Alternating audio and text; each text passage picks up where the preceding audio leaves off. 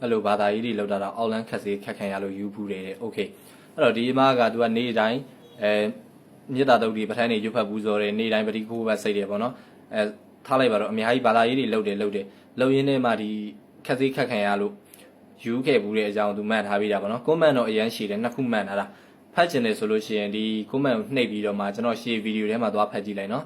ကျွန်တော်ဒီမှာပြောပေးမှာကဘာလဲဆိုတော့ကျွန်တော်တို့ဘာသာရေးလောက်တာပဲဖြစ်ဖြစ်ကုသိုလ်လောက်တာပဲဖြစ်ဖြစ်အလူအတန်းတွေလောက်တာပဲဖြစ်ဖြစ်ကိုပြုတ်လောက်လိုက်တဲ့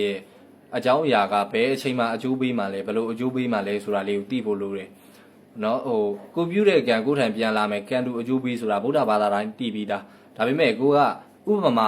ပြောပြရရင်ပေါ့နော်ပစ္စည်းဥစ္စာလှူလိုက်တယ်ဒါဆိုရင်အဲ့ဒီရလှူလိုက်တဲ့ကံကကျွန်တော်တို့ကိုလက်ရှိဘဝမှာပဲလာပြီးတော့မှအကျိုးပေးမှလားဒါမှမဟုတ်ကျွန်တော်တို့တည်ပြီးတော့မှနှက်ဖြစ်တဲ့အချိန်ကြာမှာပစ္စည်းဥစ္စာကြောကြောဝါနဲ့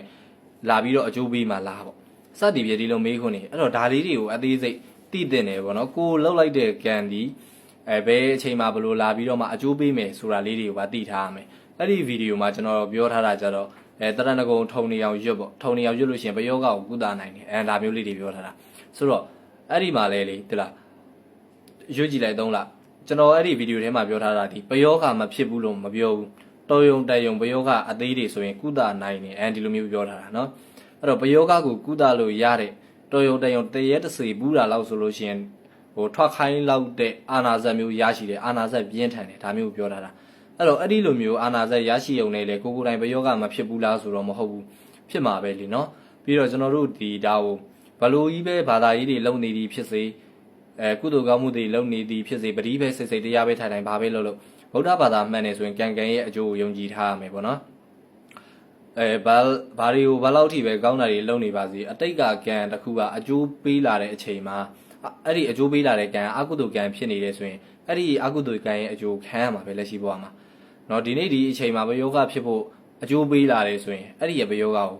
ဖြစ်ရမှာပဲဒီခန္ဓာခံရမှာပဲဒါကြောင့်မလို့ပေါ့နော်ကိုကဘာသာရေးတွေလုံနေုံနဲ့တော့မဖြစ်ဘူးလားဆိုတော့မဟုတ်ဘူးဖြစ်ကံပိုင်းတော့ဖြစ်မှာပဲเนาะအဲ့ဒီလိုမျိုးပေါ့ကျွန်တော်ဒါလေးကိုရှင်းပြပေးတာရှေ့မှာကျတော့ရွတ်ချင်းအပြင်ရွတ်ဖတ်ပွားများချင်းအပြင်တော်ယုံတန်ယုံပေါ့အစွဲတွေလောက်ကိုအမိန်ပေးနိုင်တယ်ကုသနိုင်တယ်ဆိုတာမျိုးလေးရွတ်ကြည့်ပါတကယ်ကောင်းပါတယ်ဘာပဲဖြစ်ဖြစ်ပေါ့နော်နောက်ပိုင်းနေမှာတခြားသောဂါထာတွေအနတ်အဓိပ္ပာယ်မသိတာတွေကိုရွတ်နေတာတက်ဆိုင်ကိုသိတဲ့ဂါထာအနတ်အဓိပ္ပာယ်တရဏဂုံဆိုတာအကောင်းဆုံးပဲလीเนาะကြားဖြတ်ပြောပြတာအဲ့တော့အဓိပ္ပာယ်ကိုလည်းကိုကသိနေတာပဲဒါလေးကိုပဲစိတ်နဲ့ထားပြီးတော့မှအမြဲမပြတ်အားရင်အားတဲ့အချိန်တိုင်းရွတ်ကြည့်နေလို့ရှိရင်ပို့ပြီးတော့မှသိတာတဲ့အကျိုးရရှိပါလိမ့်မယ်เนาะကျွန်တော်ဒါလေး reply ပြန်ပေးပါတယ်ကျေးဇူးပါ